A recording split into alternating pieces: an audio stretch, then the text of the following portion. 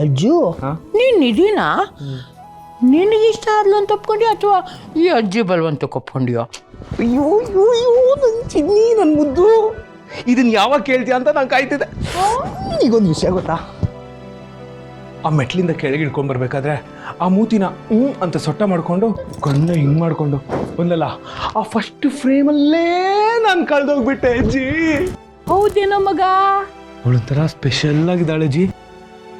ಈ ಲವರ್ಸ್ ಅಲ್ಲ, love at first sight ಅಂತಾರಲ್ಲ, ಅದೇನು ಅಂತ ಇವತ್ತೇ ಅರ್ಥ ಆಗಿದ್ ನನಗೆ. ಹೌದೇನೋ ಮಗ? ಶಿ ಸಮ್ ವರ್ಡ್ ಸ್ಪೆಷಲ್ ಅಜ್ಜಿ. Oh my god. Love at first ಸೈಟಾ? ಭಾರತದ ಜನಸಂಖ್ಯೆ 120 ಕೋಟಿ, ಅಷ್ಟು ಜನ ಹುಡುಗಿರಿದ್ದಾರೆ. ಅದೆಲ್ಲ ಬಿಟ್ಟು ಇವನಿಗೆ ಲವ್ ಮಾಡೋಕೆ ನನ್ನ ಹುಡುಗಿನೇ ಬೇಕಾಗಿತ್ತಾ? ಶಿಮ್ಲಾರ್ ಯಾರು ಸಿಗ್ಲಿಲ್ವಾ ಇವನಿಗೆ? ಅಜ್ಜಿ, ಈ ಫೀಲಿಂಗ್ ಹೆಂಗಿದೆ ಅಂದ್ರೆ, ಈ ಹಳೆ ಕಾಲದಲ್ಲಿ ದೋಣಿ ಮೇಲೆ ಕೂತ್ಕೊಂಡು ಇಬ್ರು ಲವರ್ಸು ರೊಮ್ಯಾಂಟಿಕ್ ಸಾಂಗ್ ಆಡ್ತಾರಲ್ಲ, ಹಂಗಿದೆ ಅಜ್ಜಿ. ನಿಂಗೊಂದು ವಿಷಯ ಗೊತ್ತಾ ಅಜ್ಜಿ?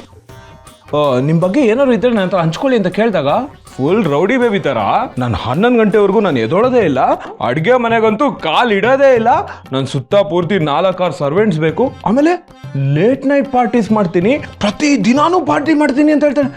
ಯಾವ ಆ್ಯಂಗಲಲ್ಲೂ ಪಾರ್ಟಿ ಮಾಡ್ತಾರೆ ಅಂತ ಗೊತ್ತೇ ಆಗಲ್ಲ. ನನ್ನ ಹತ್ರನೇ ಸುಳ್ಳು. ಇಷ್ಟ್ರ ಮಧ್ಯ ನೀನೇನಾದ್ರು ಆ ಮಾತನ್ನ ಕೇಳಿಸ್ಕೊಬಿಟ್ಟಿದ್ರೆ ಹೊಟ್ಟೆ ಕಿವುಚ್ಕೊಂಡು ನಗಾಡ್ಬಿಡ್ತಾ ಇದ್ದೆ.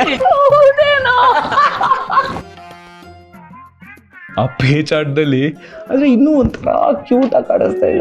ಕ್ಯೂಟ್ ಅಂತೆ, ವೆರಿ ವೆರಿ ಕ್ಯೂಟ್. ನನ್ಗದು ಯಾವತ್ತೋ ಗೊತ್ತಿತ್ತು.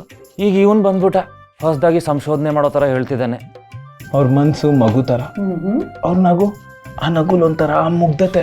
ಬೋಲ್ಡ್ ಆಗಿ ಮಾತಾಡಿದ್ದು, ಬಿಂದಾಸಾಗಿ ಸುಳ್ಳು ಹೇಳಿದ್ದು, ಆ ಸುಳ್ಳು ಹೇಳೋ ಥರ ಆ್ಯಕ್ಟ್ ಮಾಡಬೇಕಾದ್ರೆ ಆ ಕ್ಯೂಟ್ನೆಸ್ಸು, ಇದೆಲ್ಲರ ಮಧ್ಯೆ ಅವ್ರ ಅಜ್ಜಿ ಮೇಲಿರೋ ಕಾಳಜಿ ನೋಡ್ಬಿಟ್ರೆ ನಮ್ಮಿಬ್ರದ್ದು ಪಿಕ್ಚರ್ ಪರ್ಫೆಕ್ಟ್ ಜೋಡಿ ಅಜ್ಜಿ. ಇಂಥ ಹುಡುಗಿರು ಪ್ರಪಂಚದಲ್ಲಿ ಎಷ್ಟು ಹುಡುಗರು ಸಿಗಲ್ಲ ಅಂತೀನಿ. ರಿಯಲಿ? ಕೋಟಿಗೊಬ್ರು.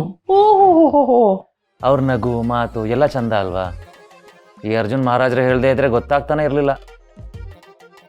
ಯಾ ಇದೇ ಖುಷಿಗೆ ಒಂದು ಕುಂಟ ಆಗ್ಬಿಡೋಣ.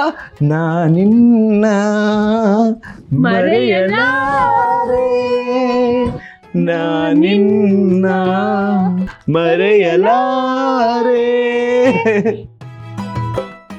ಅಜ್ಜಿ, ಅವ್ರು ನನ್ನ ಏನಾದ್ರು ಡೈರೆಕ್ಟ್ ರಿಜೆಕ್ಟ್ ಮಾಡಿಬಿಟ್ಟಿದ್ರೆ ನನ್ನ ಹಾರ್ಟ್ ಬ್ರೇಕ್ ಆಗ್ಬಿಟ್ಟಿರೋದು. ಆದ್ರೆ ಖುಷಿ ವಿಷಯ ಏನಂದ್ರೆ ಟೈಮ್ ತಗೊಂಡಿದ್ದಾರೆ ಅಜ್ಜಿ. ಅವಳನ್ನ ಇಂಪ್ರೆಸ್ ಮಾಡೋದಕ್ಕೆ ನಾನೇನು ಮಾಡೋಕ್ಕೂ ರೆಡಿ. ಬಾಯ್ಲಿ ಕೂತ್ಕ. ಅಜ್ಜು, ನೀನ್ ಬದಲಾಗೋ ಅವಶ್ಯಕತೆ ಇಲ್ಲ, ಹೇಗಿದ್ಯೋ ಹಾಗೇ ಇರು.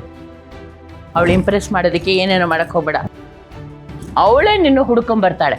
ಲೈಫ್ ಪಾರ್ಟ್ನರ್ ಅಂದ್ರೆ ಹೀಗಿರ್ಬೇಕು ಅಂತ ಹೇಳ್ತಾಳೆ. ನನ್ನ ಮೊಮ್ಮಗನಂತ ಒಳ್ಳೆ ಹುಡುಗ ಈ ಪ್ರಪಂಚದಲ್ಲಿ ಯಾರಿದ್ದಾರೆ ಹೇಳು? ಆಮೇನ ಆದ್ರೂ ನನ್ನ ಜೀವನ ಈ ಥರ ಟ್ರಯಾಂಗಲ್ ಲವ್ ಸ್ಟೋರಿ ಆಗುತ್ತೆ ಅಂತ ಅನ್ಕೊಂಡಿರ್ಲಿಲ್ಲ. ಆದ್ರೂ ಅರ್ಜುನ್ ಇಷ್ಟೊಂದು ಡೀಪ್ ಆಗಿ ನಿಧಿನ ಅಬ್ಸರ್ವ್ ಮಾಡಿದ್ದಾರೆ ಅಂದ್ರೆ ನಾನು ಕೇರ್ಫುಲ್ ಆಗಿರಬೇಕು, ಸ್ವಲ್ಪ ಸೀರಿಯಸ್ ಆಗಿ ಮುಂದಿನ ಕೆಲಸ ಮಾಡಬೇಕು.